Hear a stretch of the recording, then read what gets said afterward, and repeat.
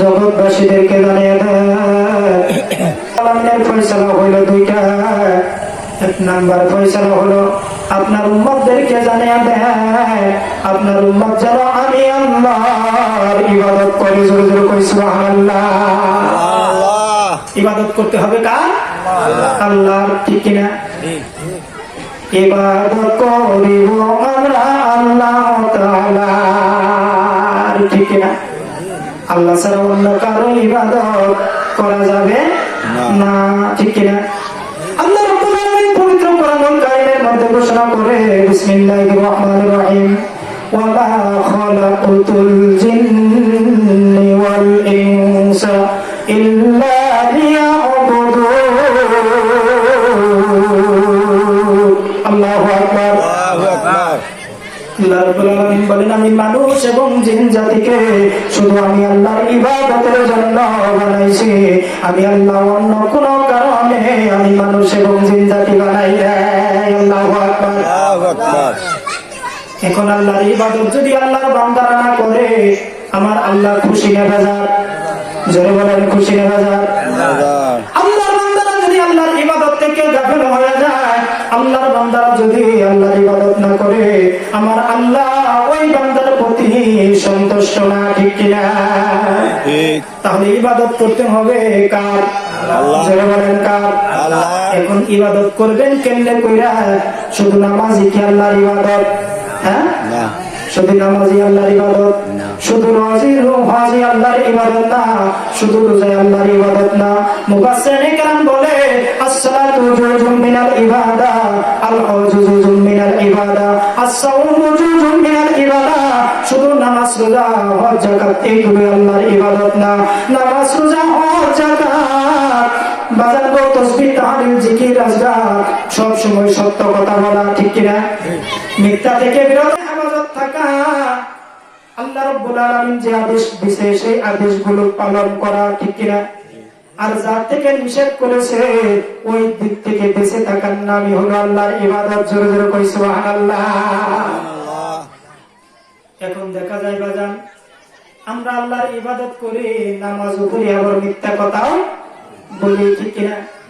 নামাজও পড়ি আবার অন্যের হক নষ্ট করি, নামাজও পড়ি আবার ব্যবসা করে ব্যবসার মধ্যে ভেজাল দেই। ঠিক কিনা? নামাজও পড়তেছি অন্যের হক নষ্ট করতেছি, বোঝা গেল এই ইবাদত আমার আল্লাহর দরবারে কবুল হবে না। ঠিক কিনা? আল্লাহর দরবারে কবুল হবে না। ঠিক কিনা? এখন ইবাদত করতে হবে কার? জোরে বলেন কার? আল্লাহ রাব্বুল আলামিন পবিত্র কোরআনুল কারীমের মধ্যে ঘোষণা করলেন বিসমিল্লাহির রহমানির রহিম قل إن الصلاتي ونسكي ومحياي ومماتي لله رب العالمين। الله أكبر الله أكبر।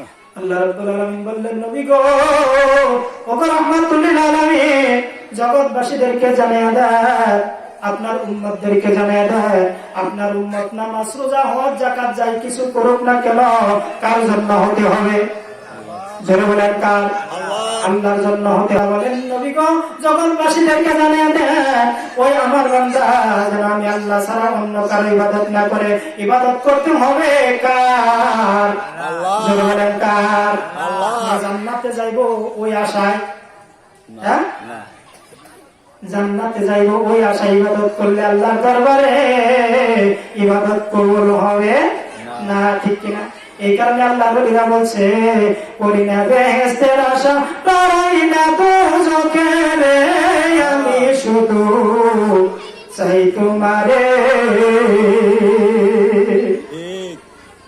করি না বেহেশতের আশা ডরাই না দোজখের, আমি শুধু চাই তোমারে। জোরে জোরে কই সুবহানাল্লাহ। সুবহানাল্লাহ। ইবাদত করতে হবে একমাত্র আমার আল্লাহকে রাজি এবং খুশি করানোর জন্য। ঠিক কিনা? জান্নাতের ইবাদত আশা ইবাদত করলে আল্লাহর দরবারে কবুল হবে না, জাহান্নামের ভয়ে ওই ইবাদত করা যাবে না। ঠিক কিনা? ইবাদত করতে হবে আমার আল্লাহকে রাজি এবং খুশি করানোর জন্য। জোরে জোরে কই সুবহানাল্লাহ। সুবহানাল্লাহ। তাহলে ইবাদত করতে হবে আল্লাহ। ঠিক কিনা? এখন আমরা দেখা যায় যখন মুয়াজ্জিন ফজরের আযান দেয় ওই সময় আমরা নাক ডাকিয়া ডাকিয়া ঘুম পাড়ি, ঠিক কিনা? মুয়াজ্জিন কি বলে ফজরের আযানের সময়? আসসালাতু খায়রুম মিনান নাওম বলে কি বলে না? জোরে বলেন, বলে কিনা?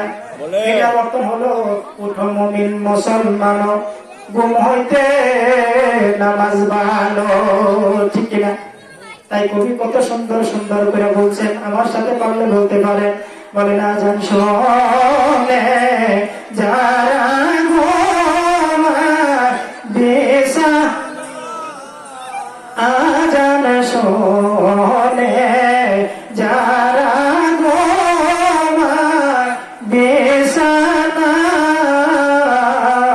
তাদের জন্য কাঁদে নবী মদিনায়, আরে তাদের জন্য কাঁদে নবী মদিনায়, ওই নবীর জন্য মায়া তোমার লাগে না, ওই নবীর জন্য মায়া তোমার লাগে কেন ভাইব নামাজ তোরা পড়ো না, কেন ভাইব নামাজ তোরা পড়ো না? আল্লাহু আকবার বলে, আল্লাহু আকবার। নামাজ পড়া দরকার আছে না নাই? নামাজ কার হুকুম? জোরে বলেন কার? আল্লাহ রাব্বুল আলামিন বললেন, আমি শুধু আমার মানুষ এবং জিন জাতিকে আমি আল্লাহ আমার ইবাদতের জন্য বানাইছি। জোরে জোরে কই সুবহানাল্লাহ। এখন যদি আল্লাহর বান্দা ইবাদত না করে আমার আল্লাহ বেজার হয়ে যায়, ঠিক কি না? তাহলে ওই মালিকের ইবাদত করা দরকার আছে না নাই? এখন ইবাদতটা কেমনে করবে? ইবাদতটা কেমনে করে করলে আল্লাহর দরবারে কবুল হয়, ঠিক কি না? ইবাদতটা কেমনে করে করলে সমস্ত ফাহেশা, আল্লাহ রাব্বুল আলামিন বলছে নামাজই একমাত্র ইবাদত, ওই ইবাদত সমস্ত পাপের কাছ থেকে মানুষকে হেফাজত রাখতে পারে, ঠিক না বেটি? এখন দেখা যায় নামাজও করতেছি আবার অন্যায় করতেছি, নামাজও করতেছি মিথ্যা কথা বলতেছি, তাহলে বোঝা গেল এই ইবাদত আল্লাহর দরবারে কবুল হয় না, ঠিক কিনা? সারা জীবন নামাজ পড়ে গেলাম, এই নামাজটা আল্লাহর দরবারে কবুল হয় না।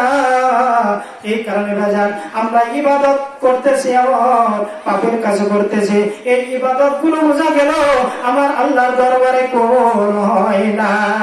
আজকে যদি ইবাদত গুলো আল্লাহর দরবারে কবুল হইতো, মানুষগুলো বাগানগো নামাজ পড়ে মিথ্যা বলতে পারতো না, ঠিক কিনা? নামাজ পড়ে অন্যায় করতে পারতো না, নামাজ পড়ে অন্যের হক নষ্ট করতে পারতো না। আর বাগান গো অনেকে দেখা যায় ফজরের নামাজ পড়ে, জোহরের নামাজ পড়তে চায় না, ঠিক কিনা? খালি শুক্রবারে জুম্মার নামাজ পড়ে, বাকি এক সপ্তাহ নামাজ পড়ে না।